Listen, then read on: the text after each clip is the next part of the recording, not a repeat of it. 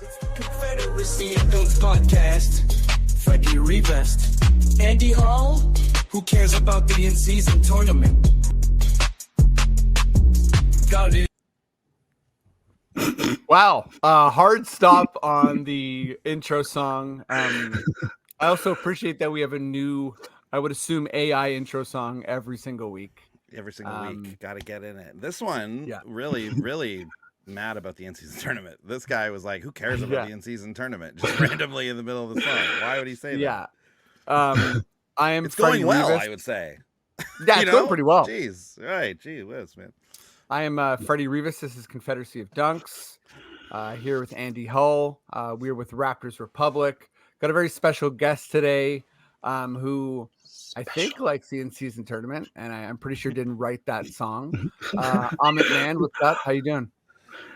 Good. Yeah, I'm a fan of the in-season tournament. I was skeptical, but I think as we're seeing it all unfold, there's reasons to be intrigued by it. But obviously AI, I mean, they know more than I do, so maybe they're right. Definitely. Maybe I'm wrong. Yeah, I would say that's pretty fair. I definitely watched a lot of the Matrix Reloaded stuff, so I've been nervous about AI for a while.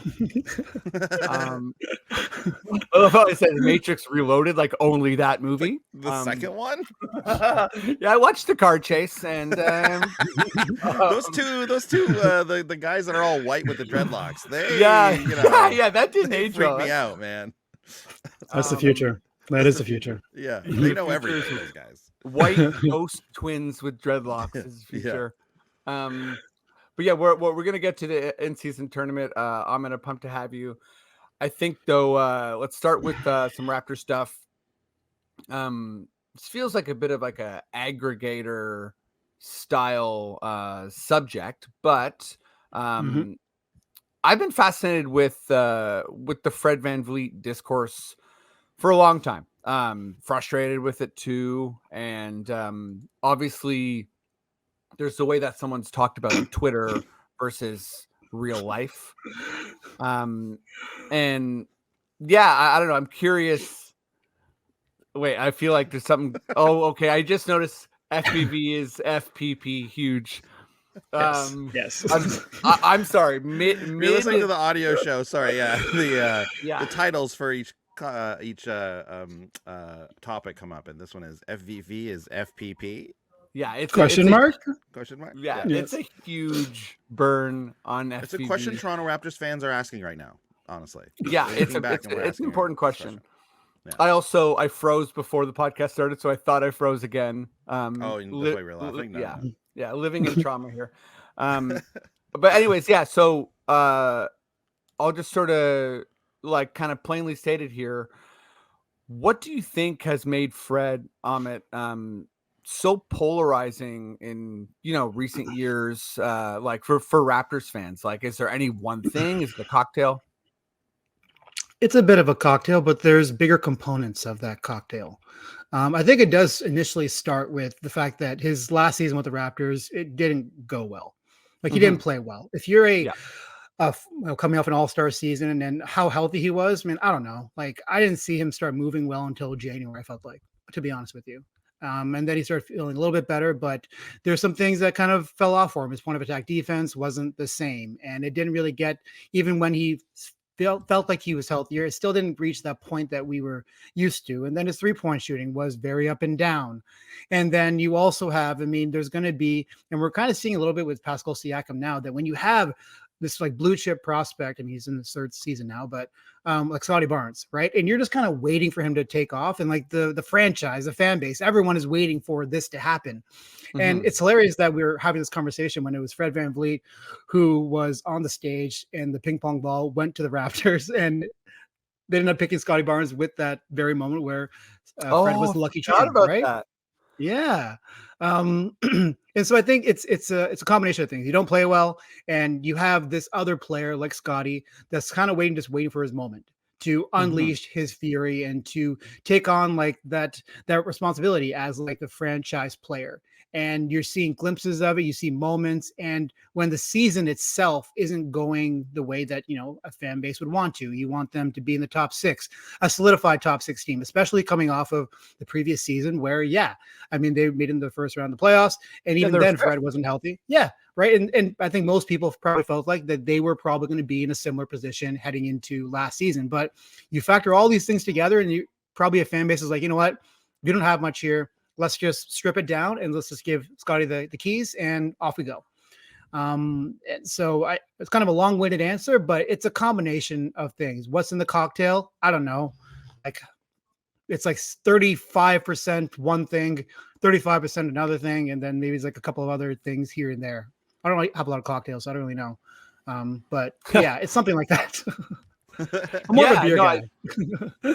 I think that's really fair, and you know, it makes sense that something that's sort of confusing, you know, doesn't have like any one specific answer. Like there's multiple truths, right? Like I think, you know, listening to, and we're talking about this, by the way, because Fred was on the Watch Pod.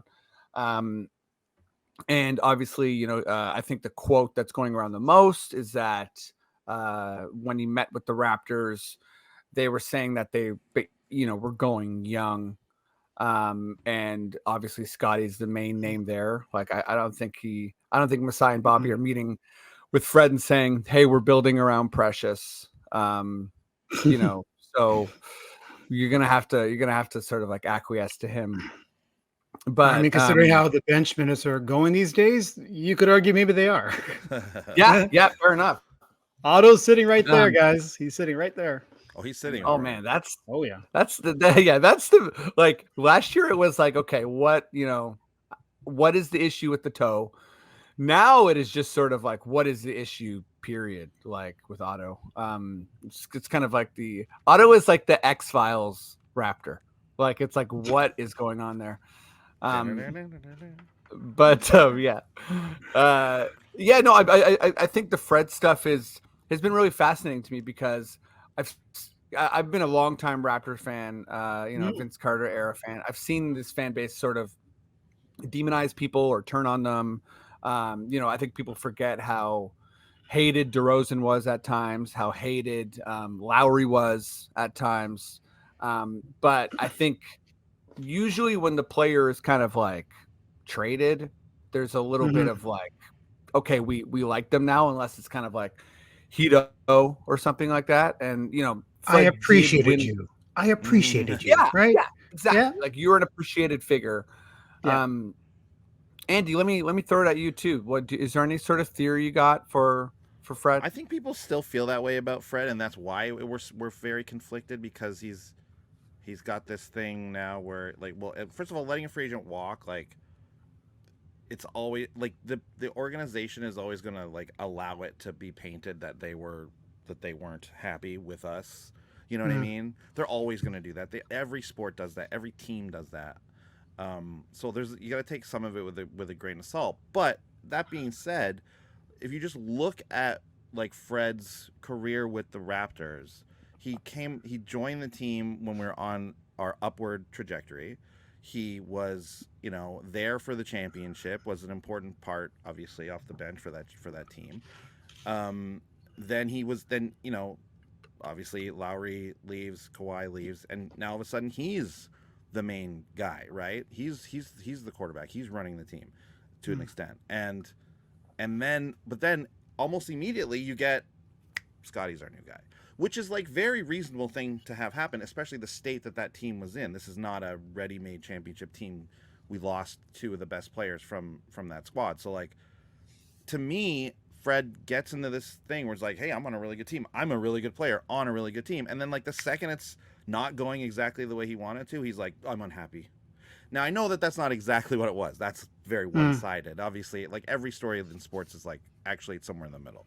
But like, I don't know, man. Now you're going on the Woj pod and being like, well, I knew right away and I was happy, and like that's what you got to say about your new team and all that. And I'm sure if you were really candid with him, he probably could have said a lot more stuff. But I do get the vibe that like he's a real big bet on himself guy. We all know this about Fred, right? And he's a very like, I think he has a very individualistic approach to his career and and how he plays and everything and how he manages his career. And he does a good job at it. Like, he got a great deal, and everyone knew that that's what was going to happen at a certain point. But like, so I don't know. I think there's a bit of that.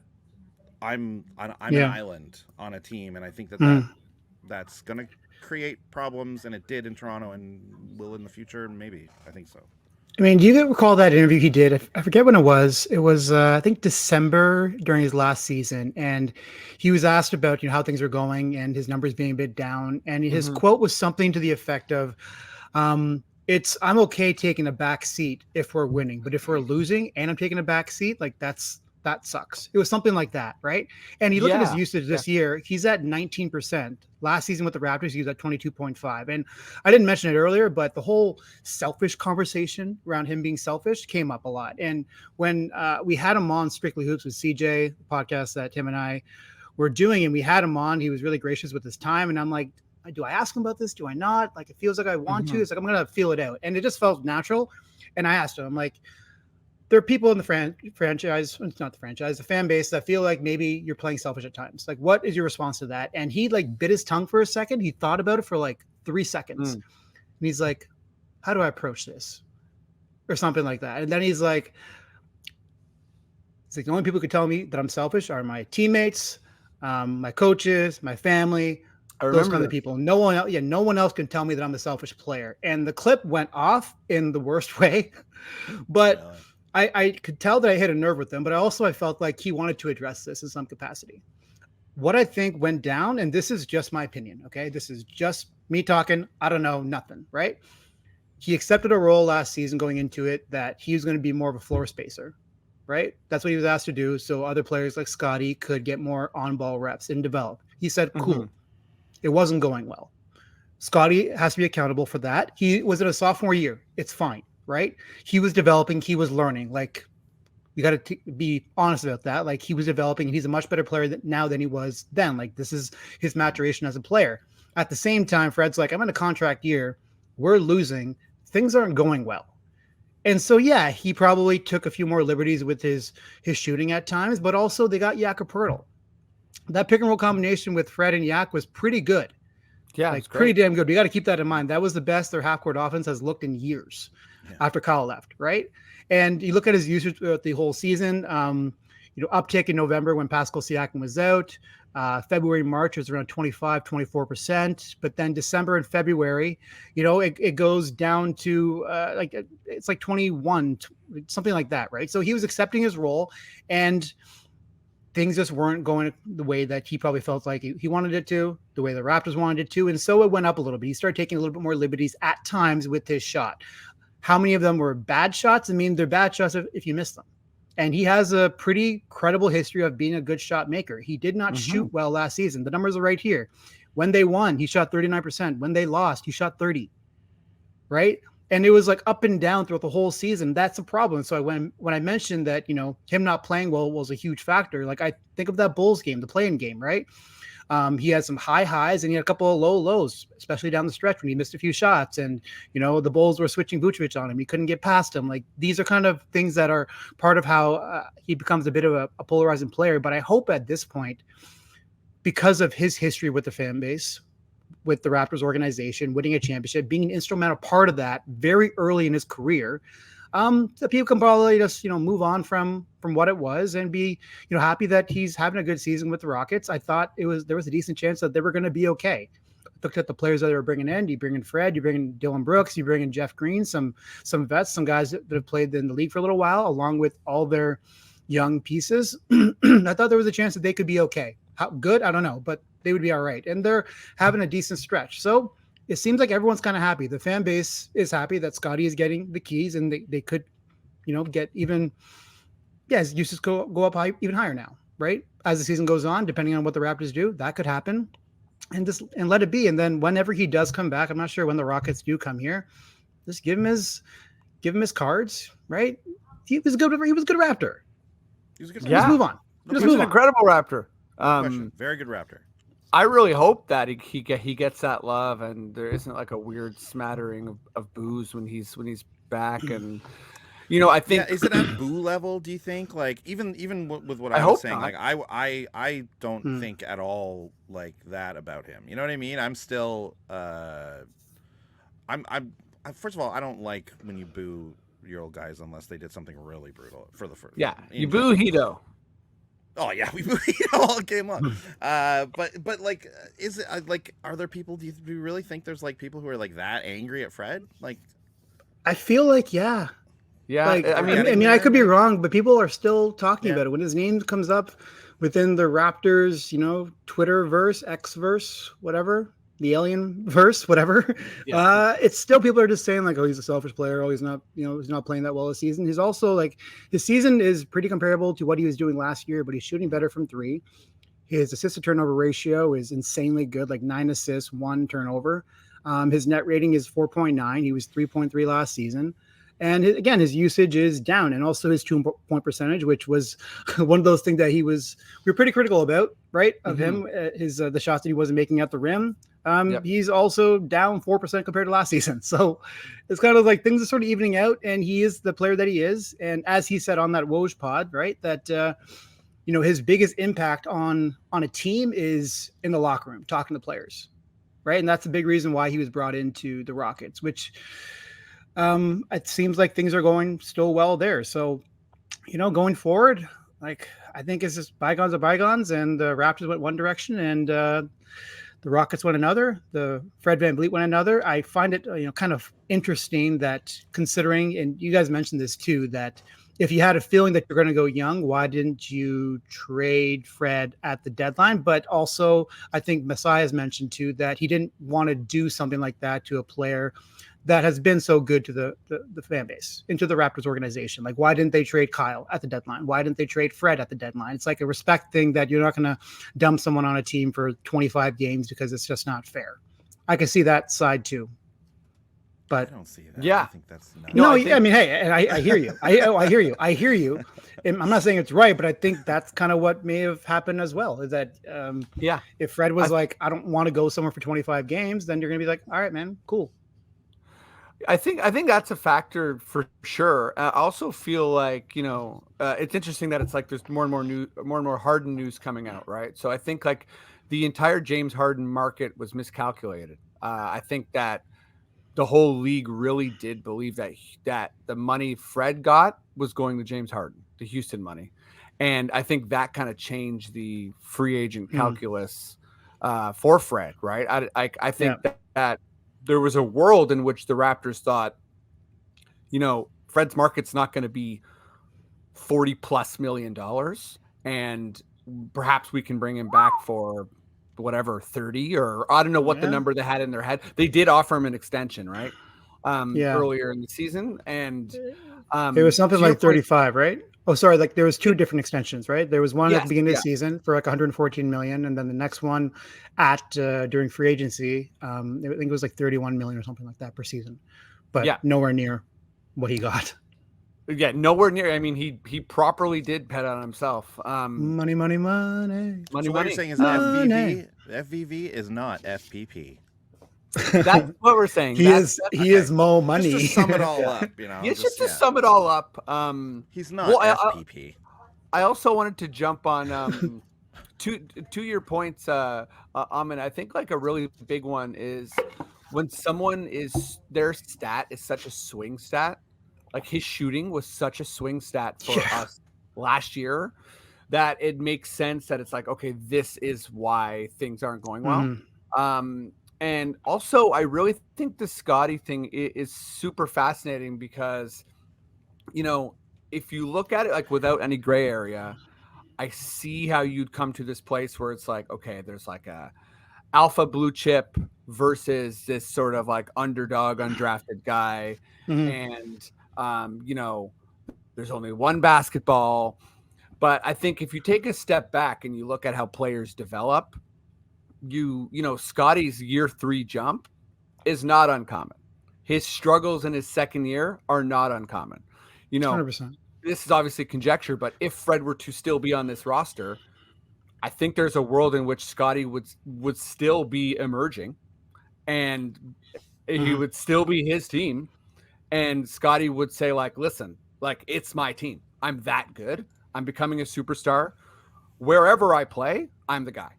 And I think that I understand how fans sort of tie it. It's like you're holding him back. But I think there's a world in which, we can be honest and say the only thing that's holding Scotty back is Scotty.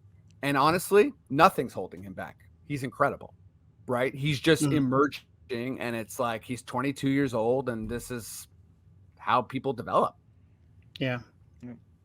And again, like look at Fred's numbers this season. Like his usage is down. He's taking less shots than he did last season. So he has taken a step back as well because they got other talented players in Houston. And if Fred was on this team, think of the spacing he could have provided for them if he was in the role that he was in earlier on last season. But he's also making shots. And I said the stat and wins 39% from three.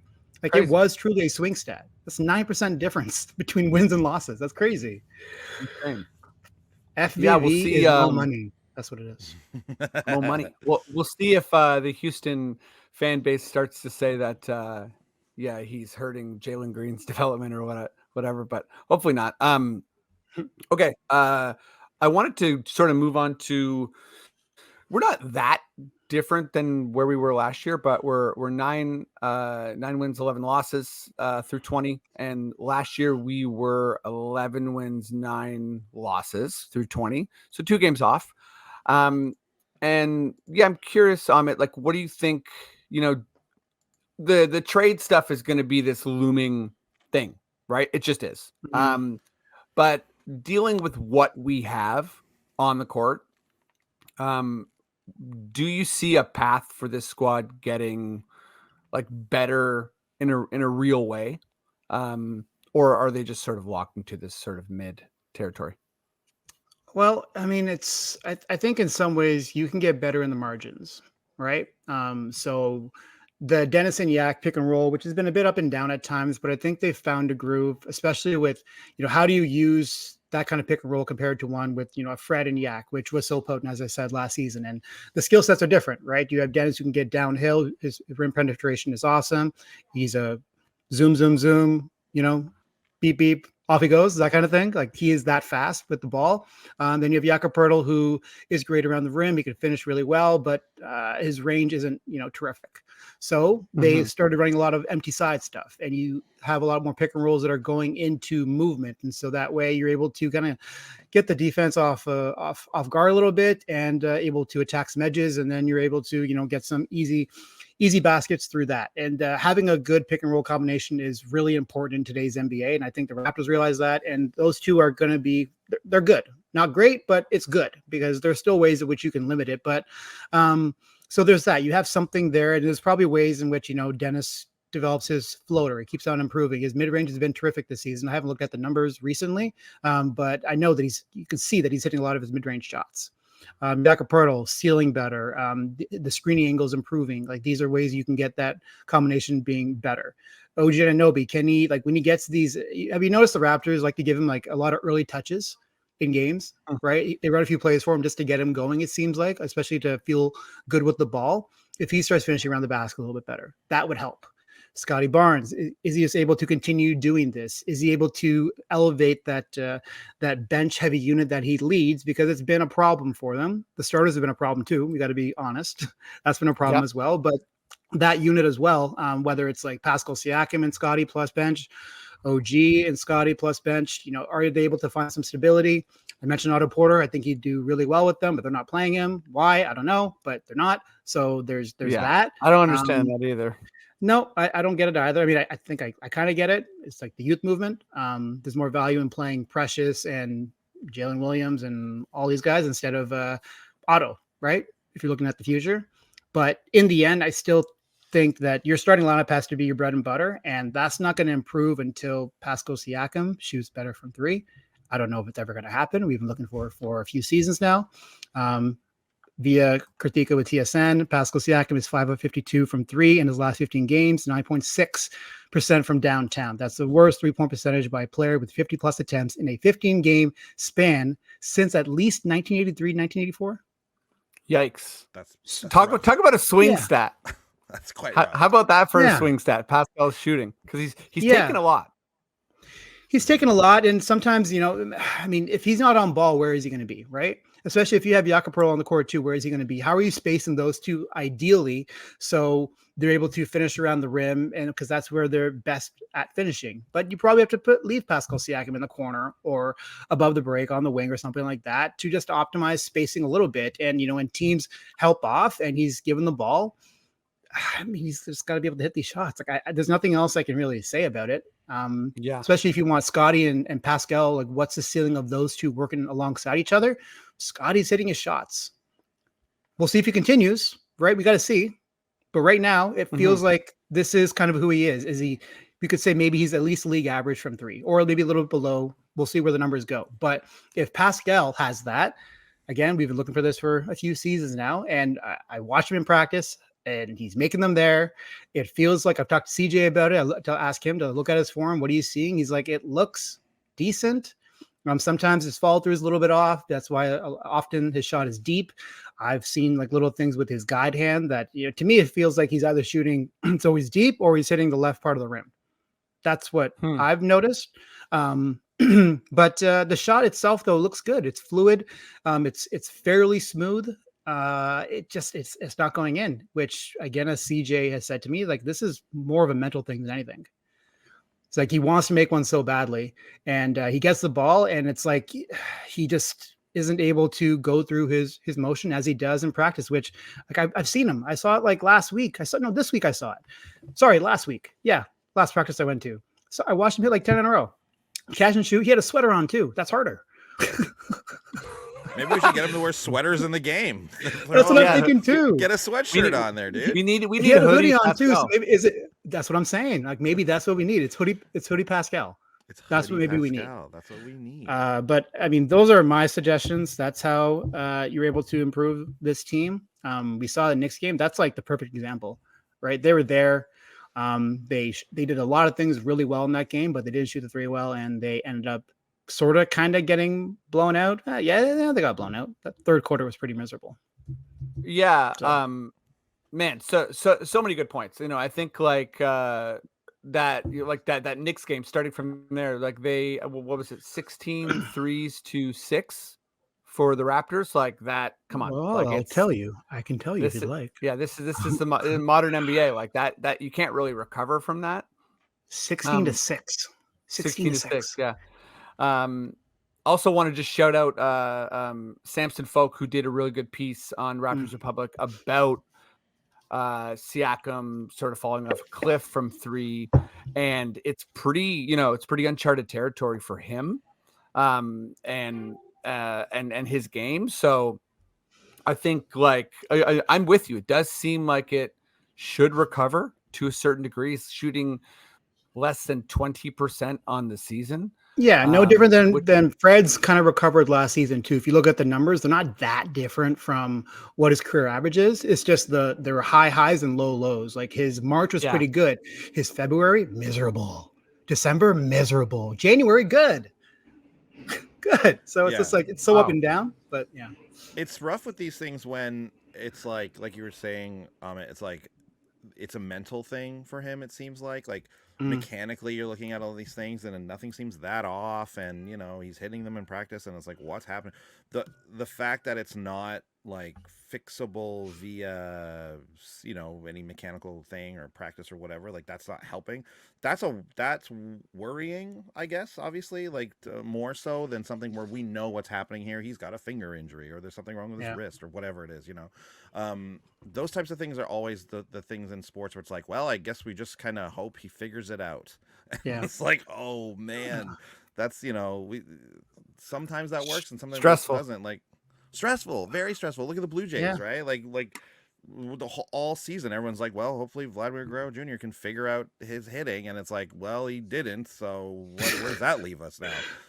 And hopefully that's not going to happen with Pascal here. Hopefully he is gonna bounce back. But the thing about, like, are we better? Are we going to get better just with this team moving forward, and where the improvement's going to come from and all that? It's like, it just feels like in all of sports, if you can identify the issues, that's obviously very helpful, and we can work on those things, and then we can maybe get some improvement from there. But if we're looking at things like that, where it's like, we just hope it improves. It's like, ooh, Yeah.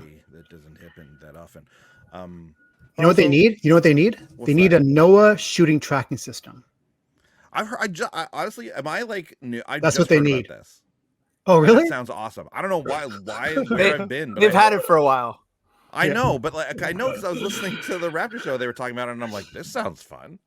It's a tell me what's wrong thing, with my shot. Yeah, no, seriously, that's exactly what it does. As when I was at practice the other day, is that it's a board, and it's every single shot you take, right? Yeah. It's measuring the depth, the height, and the left, how far left and right it is, and it tells you like you want to be right in the middle with everything, right? Mm-hmm. And if you miss, I mean, obviously the numbers go, kind of go hayward, but it tells you every single shot. I know Pascal, and to be fair to him too, that many players have also said this, that they don't really like the system itself. Just like how much do you rely on those kinds of numbers? Because basketball is such a rhythm and a feel thing, right? And I think if we've taken a jumper, like you have a feeling when you know it might be good, right? And you're seeking that feeling every single shot, and it is somewhat repeatable, right? That's why many players have been making shots before this NOAA tracking system, right? It's a thing, right? But I think some players, it's appealing to them more than others. We remember Dylan Brooks. He was quoted saying that during the offseason when he was with Team Canada, if you guys saw the quote, that he remembered the numbers from the NOAA system. He keeps that in mind every single time he takes a jumper, and he's shooting great. So this isn't like a good or bad thing. When I interviewed Justice Winslow about it, I asked him about the NOAA tracking system. He's like, yeah, I don't really buy it. It's not really for me. He did say anything bad about it. He's like, it's just not my kind of thing. But yeah, I just mentioned the NOAA thing because it's a funny thing that a team that doesn't shoot well has this system. I understand. I understand not liking it. I hate when things tell me I'm doing things wrong all the time too. Every time I do it, why would I want married? that? Are you married? I'm joking. You better believe it. I'm joking. Well, I mean, like, joking. I think it's a good example of like, people learn differently, right? So this might be this really cool system for someone and sort of an annoyance for others. I want to just touch back, Amit, on, you talking about OG and we're talking about sort of results here with Pascal, which makes a lot of sense. But I'm interested in like process because it's not that big of a jump, but OG is taking less shots, right? So this is a guy who's been rumored to, I don't know how much we want to dabble in rumors here, but he wants a bigger role. He's heading into his contract year. I think obviously he's a potential defensive player of the year. So, he's young, he's going to get his bag. That's not the issue, but what's your take on him shooting less? Like, is it sort of like he needs to assert himself? He needs to, like, I was at that Knicks game and I think he took 9 shots. Or sorry, he had 9 points on 12 shots. And there's a part of me where I'm like, at what point does he say, like, give me the ball? Like you see Scotty out there directing traffic. Like, you go here, you do that. And I'm kind of wondering if there's an element of OG where it's like, okay, you're this defensive superstar, but also like you're efficient, you're good at offense. At what point do you start to say, I want more shots and I'm going to take more shots when I'm on the court? Well, looking at, the numbers really quickly as we're talking here, like his 3-point attempts, he's averaging 1 more 3-point attempt compared to last season, but his 2-point attempts are down by 2.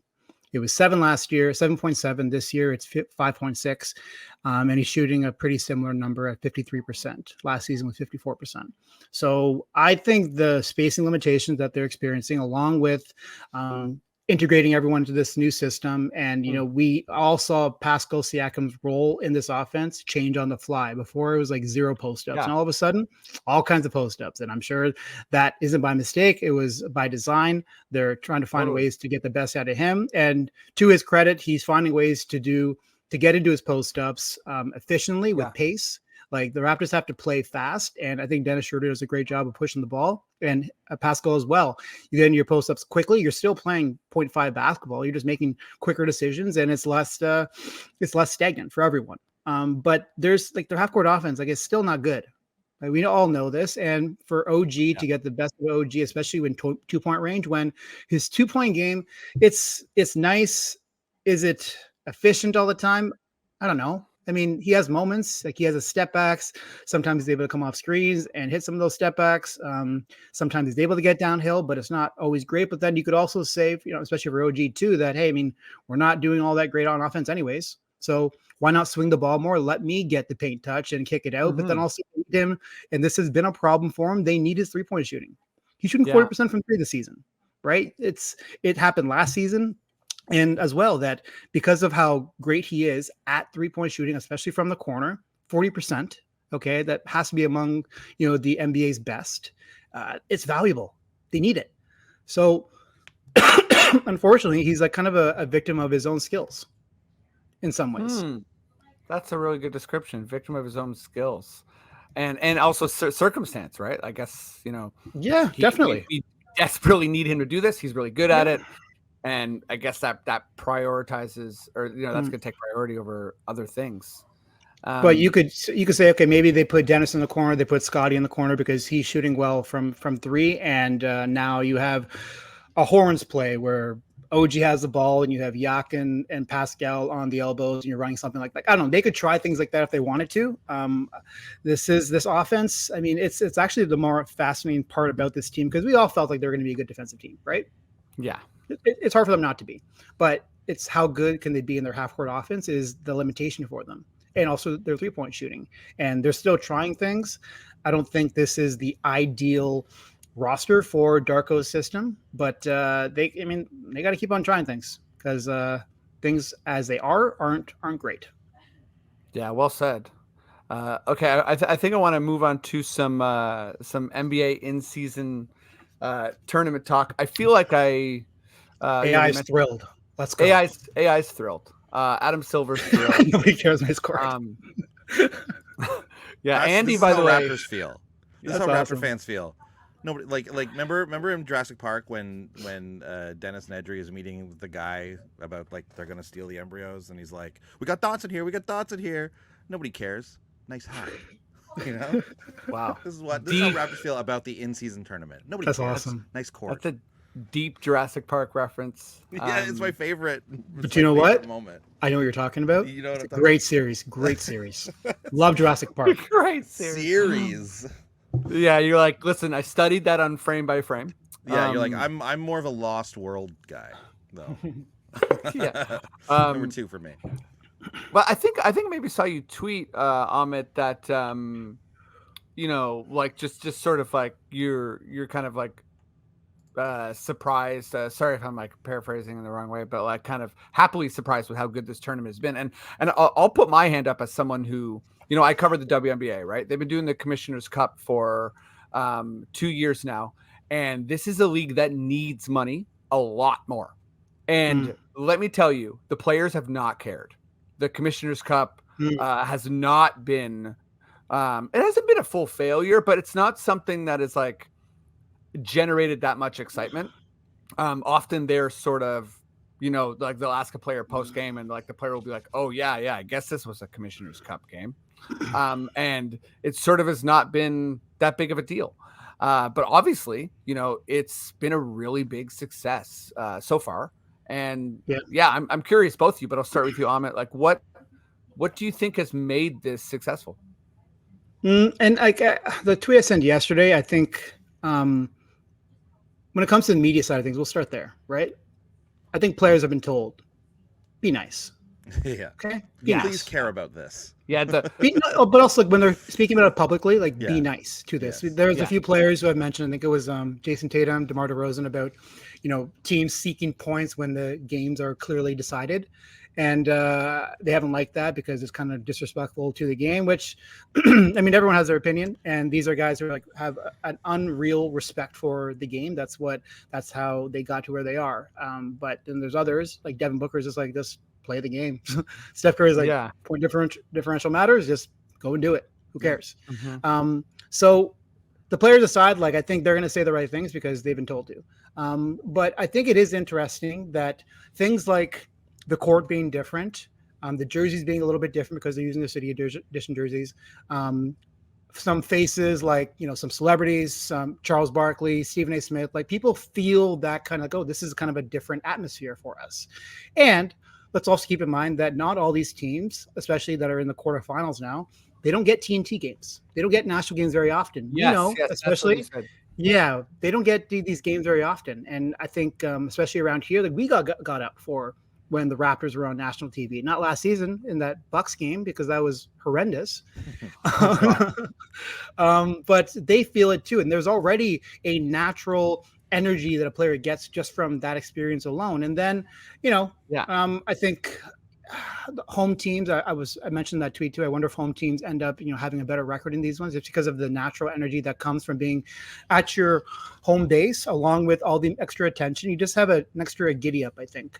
But from all those standpoints, it's been pretty interesting to see the results so far. And I'm curious, what the next version of this tournament is, because I would like to see, more Eastern Conference teams play Western Conference teams, but that's much more expensive at the same time for the NBA to do that, because if you have the Raptors traveling to Denver or something like that, that's more money than them going to New York, for instance. Right. But I think for the most part, I think this is a pretty successful first time around for the NBA, and I'm curious to see how they evolve it. But kudos to them. I mean, maybe I was wrong about how players respond to it.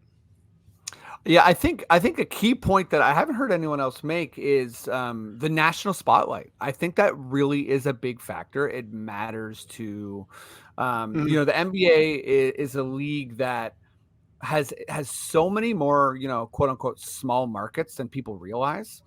And there really isn't that many like glamour markets, right? It's probably actually like 5 or 6. And then there's like a bunch of mid markets, but there's a huge swath of markets that aren't like, traditionally large. Some of them don't have any other professional team.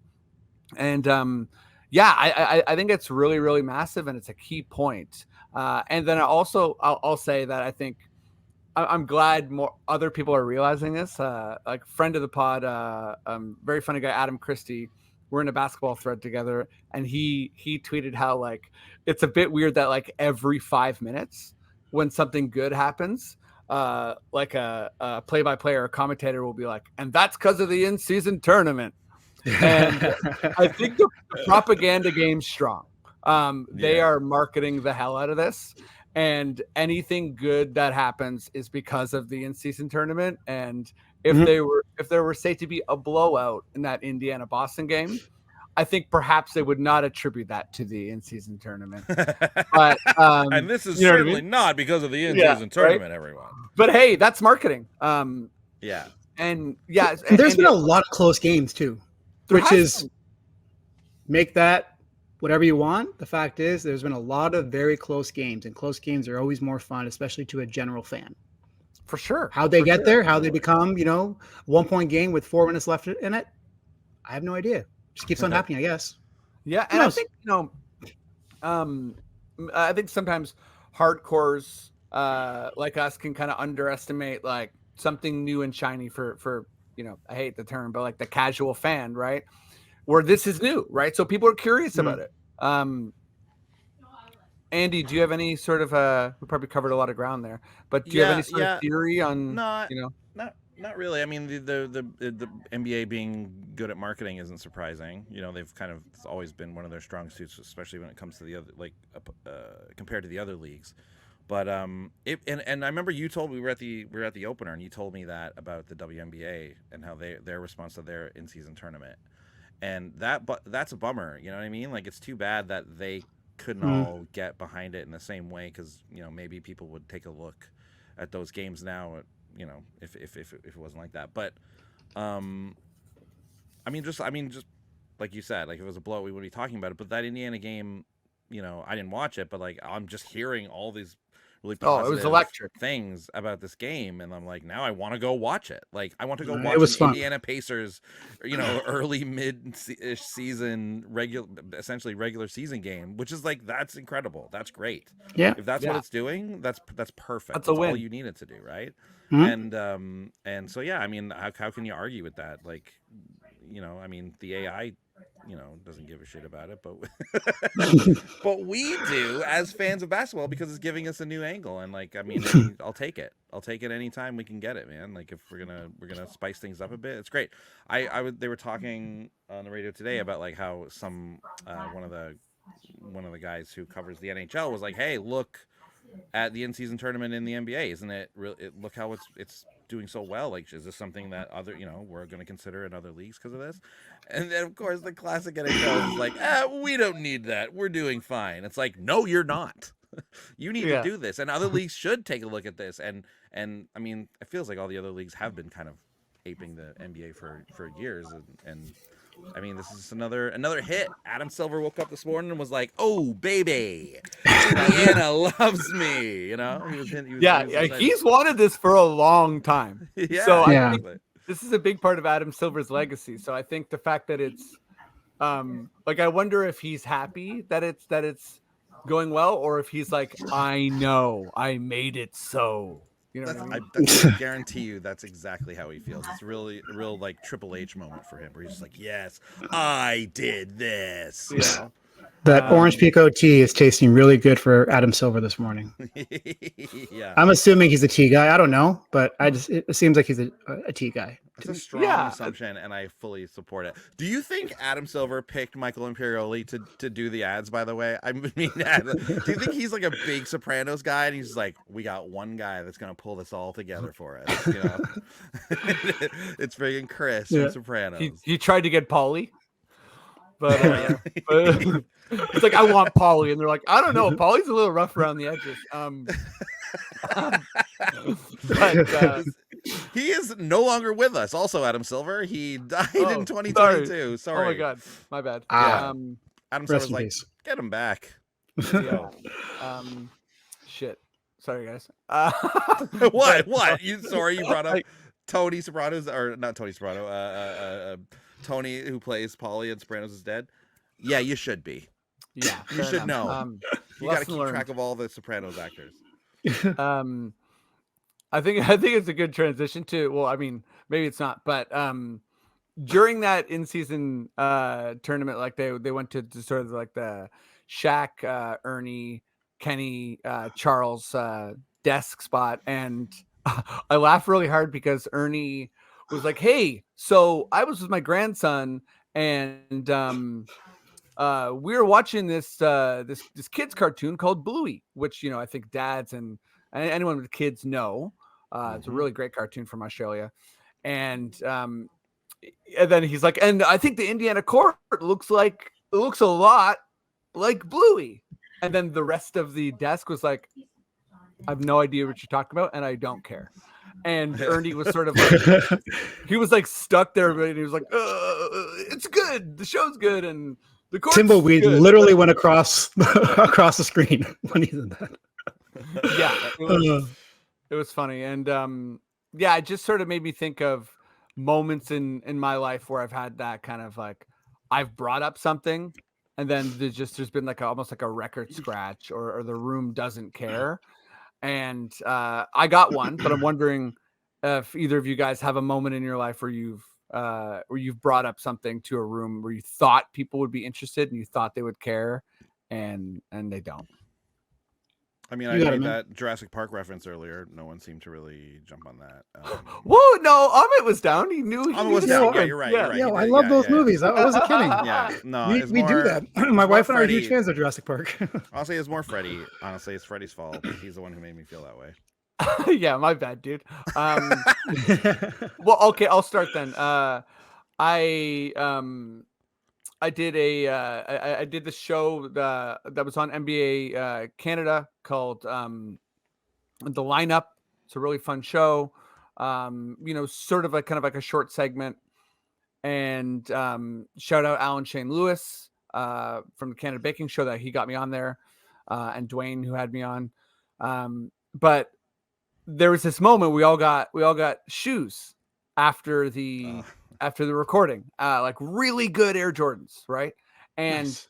I love basketball shoes. Like I'm not like a student of basketball shoes, but I also play, right? And I got these incredible kind kind of like knit style Black History Month Jordans, and we all got them, and it was really exciting.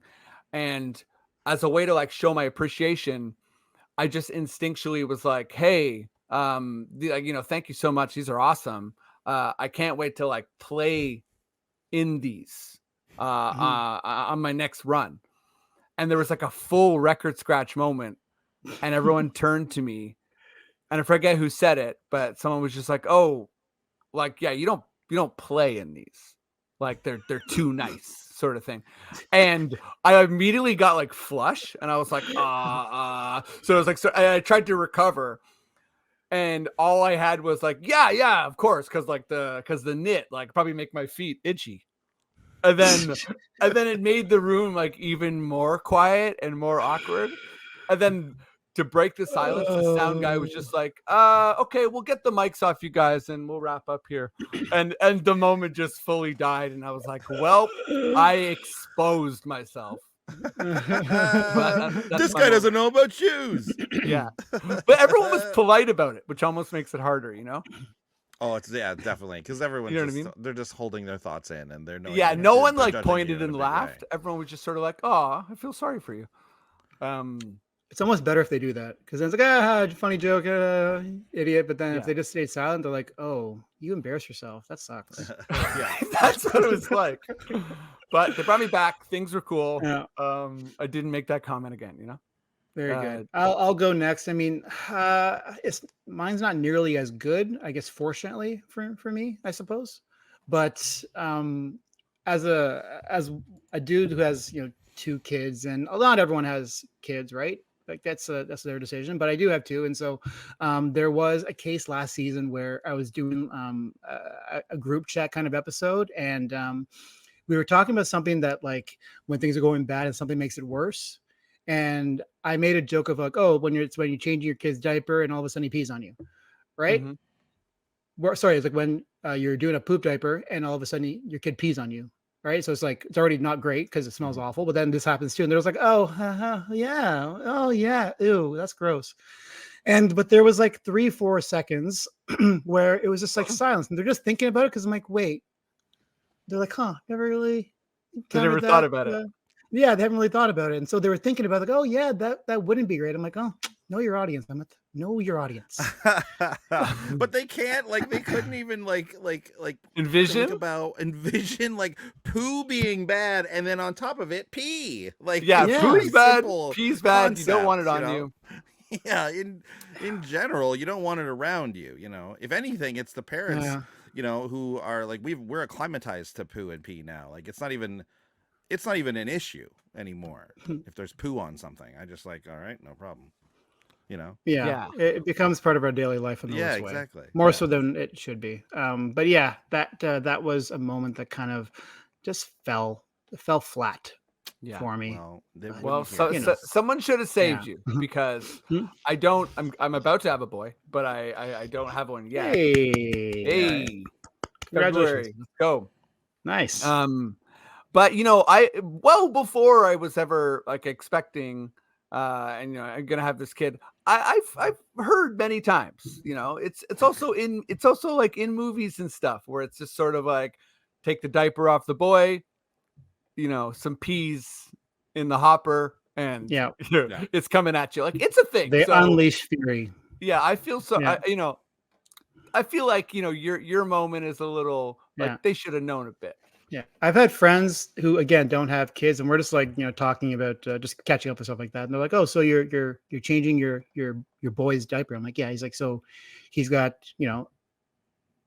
a wee wee." It's like, yeah. I mean, obviously, he's like, "Is it weird that you're changing it? Like you're down there for him?" I'm like, no, it would be weird if you weren't. It would be weird if you weren't.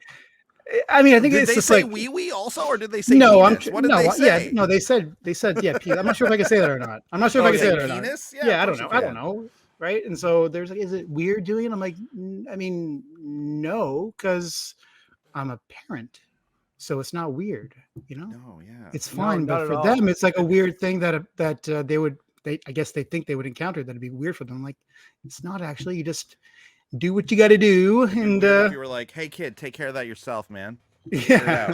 Yeah, If you're exactly. just staring at it, you're like, wow, look at that. That's weird. That's Hey, weird. Yeah, that's 100%. weird. Exactly. Or like, hey, hey, kid that for sure doesn't understand hygiene yet. Yeah. Would you just go ahead and understand hygiene? Yeah, please do. Please stop that. Yeah. Yeah. Andy, do you have a moment? Besides, I did. I early- told you it was that earlier in Jurassic the Park pod. moment earlier in the podcast where I didn't feel supported by you, and now Amit and I are gonna go. We're gonna start our own show. Shit, That's I the got end of it. It's gonna be about Jurassic Park, and that's the end of it. I'm the villain in this scenario, and No, I'm I've been also on stage. I've been on stage a lot where like I try to I'll try something where I'll talk about a specific reference that I think is really universal, and then it's not at all. Like I made a Senior Frogs reference at an improv show the other day, and no one knew about Senior Frogs, and I thought for sure people would have. I don't know, maybe just because I went to Cancun once, and like I've had other friends who've been to other places in Mexico, and there's like Senior Frogs everywhere. It's like a big touristy thing, and nope. Not a chance. No one knew what I was talking about. And but I mean, hey, you're on stage. You're gonna die on stage a couple times. You know what I mean? yeah. It's a thing. It's gonna happen. It's gonna happen. You're Okay, going guys, to I die want on to. stage. You're going to die on stage. You're gonna die. You're gonna die up there. You're gonna fail. Yeah, we've all died up there. A million deaths. Okay. I want to. Wow. Okay. Yeah. Right. Too heavy. I want to wrap this baby up with a quiz. I think what we're gonna do here is we're gonna treat this like a team quiz. So we'll see how far you guys can get together as a team. Okay. I'm gonna give you. Let's say I'm gonna give you 5 strikes. You have 5 wrong guesses. That's a lot of. Yeah. Because okay. well, I think I know what you're might- doing here. It's like the one from last time, right? Where we have to listen to this yeah, stuff. it's gonna be exactly. Okay, So that makes sense. I'm gonna give you a category. You have to guess players in this category. Every time you guess a player incorrectly, then that's a strike. Okay. And I'm giving you 5 because I think it might start easy and get hard. Okay. Here we go. So here's the category. I want you guys to name as many of the 25 players in the NBA currently that are 35 or older. Oh, 35 or older. 35. Okay. 35 or older. Current. Okay. Well, LeBron James, LeBron James. Thad Young. I was about to say Thad Young's older than 30. LeBron James. Thad Young. I'm going to type it in the Ah. chat for you guys. Oh my god, I don't Yeah. know. I got to go through the teams in my head now. Jeff Green. Jeff Green. Yes. 37. Beautiful. Yeah, Not good for gonna- him. I feel like He's I'm awesome. not going to be a lot of help here. Well, thank you, sir. I got to think of all the vets. Garrett Temple. Garrett Temple. Yes. We got 2 of them. Garrett Temple, Cool, also cool. 37. Yeah. All right. PJ Tucker. PJ Tucker. Love it. PJ Tucker's 38. Right on. Chris Paul. I was going to say, you keep taking them right when I'm Sorry. No, Do it's okay, you no. think? Please, take the lead. You have the lead on this. I just also thought of Chris Paul right away. Yeah. Draymond? Think of teams. Is Draymond? Draymond. Let me check. I don't think Draymond. Draymond is not there yet. Steph Curry. Steph Curry, I believe, is in wait, there. no. Where? Oh, he is. I thought maybe he was 35. No, sorry, 35 and up is what I'm. Oh, what it I'm is including, 35 yeah. and up. Right. Okay. Kevin Durant. Kevin Durant, yes. Kevin Durant and Steph, both 35. Okay. Let's keep on. No Kyle? Draymond, by the way. Kyle Lowry. Of course, Kyle. The Groat. Nice. Okay, so you got 1 strike. You're pretty good. Yeah. You got 9 of the 25. Wow, 9 of 25. That's not great. nearly enough. That's not nearly enough. Brooke Lopez. Yes. Good. Okay. I'm sticking to Raptors. Danny Green. Danny Green. Is Danny Green in there? I don't. He's not on a team right now. That's why I worry about it. Okay, there you go. Oh okay. yes, yeah. I thought he still counted because he's not on this list. Yeah, I guess he's not on a team right now. Al Horford. Al Horford, almost certainly. How old is Al Horford? Yeah, 92. 92 years old. Joking. 37. Okay. I could have swore you had at least like 20 by now, but we don't. You got 11. Got 11, eh? I can throw you like a mini clue or a lifeline when needed. please do. Eric Gordon? No. Is that you said no really quick? So I don't know. Is this like a final answer scenario? Yeah, sure. I mean, it's got to keep on going here. How did I not know Danny Green got waived? That's crazy. I didn't know that. I won't count Eric Gordon. So one clue is twin. Oh, the Morris twins. Not the Morris twins. The other Lopez. The other Lopez. Robin Lopez. That's it. Okay. There are so many names that we're still missing. It's crazy. Couple big ones, but you definitely are getting there. Clint Capella. Going deep. Clint Capella is not yet 35. Too bad. I'll give you guys one more hint. The hint is MVP, former MVP, two of them. Oh, okay. Well, that maybe more. Two of them should be easier then. Mike Conley. Mike Conley, not an MVP, but he's on there, baby. Yeah. Sorry, Mike Conley's 36. Nice. Former MVP. Like, Kawhi's not there yet. No, he's not there yet. Nope, he's not there yet. No, Kawhi isn't there. I just keep thinking of guys like that. I'm like, oh, Kawhi's not there. Oh, he seems old to me. It's like so many other guys. I'm just like, well, they're younger than Kawhi, that's for sure. So they're not on the list. Like MVPs, eh? Former MVPs. Two of them.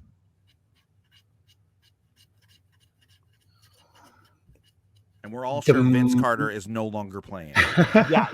Vince Carter is not. He's not. He'll get picked up later on the season. Oh man, I don't know. I'm pretty spent. Okay, it shouldn't be that hard to think of former MVPs though, right? Like, right? But I just can't think of anyone from. Is Russ over? Russ. Okay, on the list here. Russ is Harden? one of the MVPs. Harden, no, not close, yet. Was he like 34, 33? He's got to be like. No, Derrick Rose. Derrick Rose. Oh, yes, of course. Derrick Rose.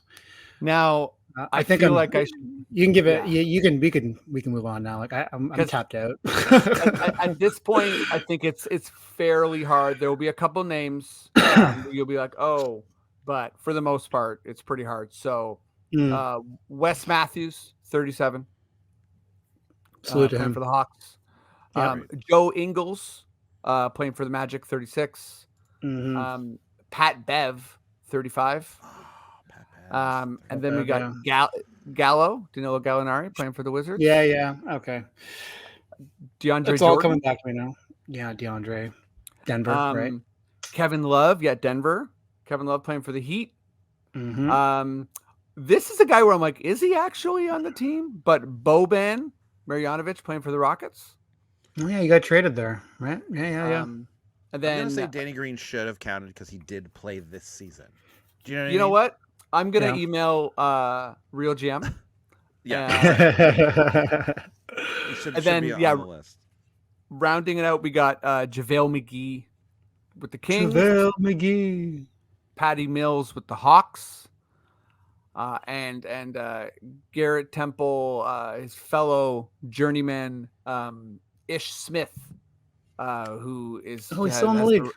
Record for the most teams. Yes, we were talking about him earlier in the season. Denver? Yeah. Is he in Denver? No, he's not Denver. He's playing for the Hornets. Okay. Well, yeah. Certainly some makeable names there. Obviously, we'll try to rebound some next known time. names. Some names we should have known. Could have been. You better. got 15 of a 25. I think you guys did good. Yeah, that's not terrible, but it's like. But it's not good. It's like what Pascal Siakam said yesterday. It's like it's not bad, but it's not good either. Yeah, exactly. It doesn't feel amazing. No, that was such a good quote. Also, it was spot on too. Darko saying, "If you guys win 3 games, I'll take you out for dinner." I'm like, yeah, we shouldn't be here yet. Like, if you guys, that's like what you say to your house league team that you coach. Yeah, we'll go for pizza. If you guys, I'll buy beer. Yeah. Yeah. Cool. Okay. Well, that does it for the pod. Amit, thank you so much. Yeah. Is there anything you want to plug right now? Anything you want to say to the people? No, not really. Thank you guys for having me. Anytime. Obviously got laid off by Yahoo recently. It be what it be. That's how the business goes. Love my time there, and we just keep on keeping on here. Hell yeah. Well, yeah, you're awesome. Been a fan for a long time, and we'll make sure to put up your socials. Everyone follow Amit, and yeah, I really appreciate it. Also, everyone, make sure you subscribe to Raptors Republic. Follow Raptors Republic. All the good work there. 905 written content, podcast, and yeah. Andy, anything you want to say before we peace out? Hey, check us out on YouTube if you're listening. We got, then you can see the fun titles we use. Yeah. That's if you take away anything, you want to see the PP joke there. Yeah, check it out. Yeah. There you go. Cool. Well, Amit, thanks, guys. And, appreciate it. See you next week, everybody.